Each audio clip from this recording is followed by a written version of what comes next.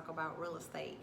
I did receive a DM today asking me about what type of resources would I recommend for somebody who's looking to get into real estate. And also Charmaine sent me that beautiful message on my last video telling me that I was inspiring her to think about real estate as well. So I wanted to go over some of the books that I have in my collection in my office. These are the books that I have purchased and really just set me on the foundation of learning about real estate. I'm really sorry about the echo, guys, but I do have my AC on and I'm not turning it off, so y'all bear with me.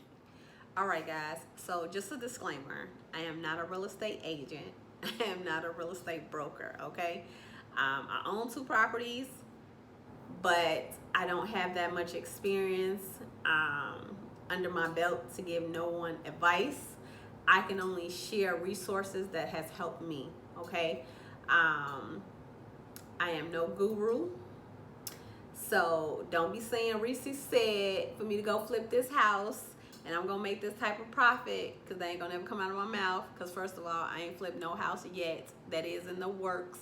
That is something. Houses is another ball game, but I feel like that would be a great strategy for me later on, and I mean later on down the road, to pay off my student loans. So if I can flip maybe 1 or 2 properties, I can pay off my large amount of student loans, or at least flip 3 houses. I should be able to pay off my loans. So we'll see how that work out, but that's a different topic. But let's talk about these books that I have in my office. All right, so the first book that I have is by Lisa Phillips. It's called Investing in Rental Properties for Beginners. So I think this was probably one of the first books that I ever read when I was thinking about getting into real estate.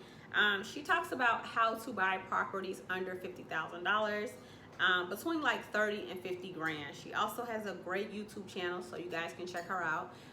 And she has a Facebook group. Now, if you live in New York, LA, you know you can't buy nothing with no 50 grand. You can't even probably buy a parking spot with 50 grand. But here in the Midwest, I live in Illinois, you could definitely find you a house for $30,000 that just might need cosmetic work, or you may find a duplex for $50,000. Now, that still ain't no chump change. I don't know too many people that just got $30,000 just laying around their house, but it is cheaper than buying something that costs $250,000. And like I told you guys before, when we bought our duplex almost 2 years ago, we paid $18,000 for it, and technically it was listed for $17,000, and we had to pay $1,000 in auction fees. It was an auction fee attached to it, so it was $18,000 total. Now, this ain't no walk in the park rental property where I could just throw a tenant in there. I wish it was, because I would have been had a tenant in there, but it needed a lot of work. You know what? I'm gonna make sure I post that video of when we bought the property, and then I'm really gonna try to do a follow-up video to that as we doing. It's called Real Estate and Chill. I really like the name of this book. So this book is by P.E. Barnes. She is a Chicago investor. I even had the pleasure of winning a conference call with her on her Instagram, and she gave me some really good advice.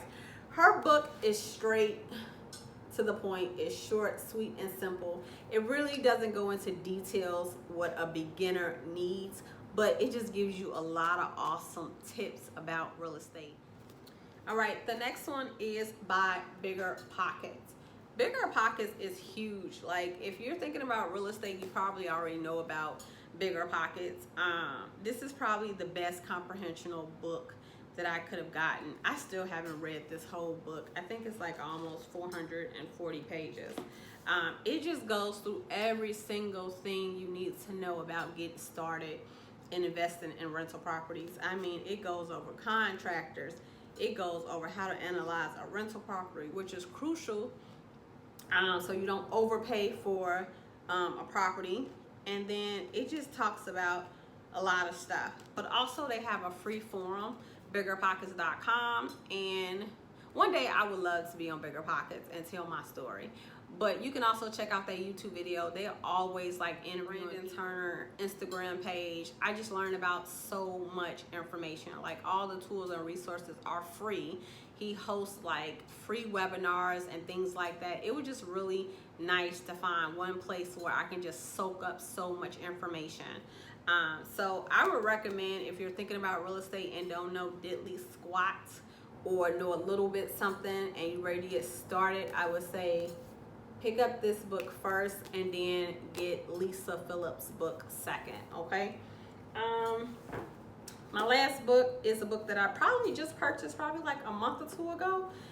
This one is by David Green, and he is another member of Bigger Pockets. He's like a co-host on the show.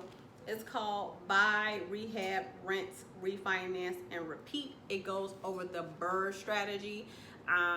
This is a little bit more for somebody that already has a rental property and you're trying to like upscale and find a way to buy more properties. We definitely want to upscale after I get done with school. One of my goals is the first year I'm out of nursing school is to save up $24,000.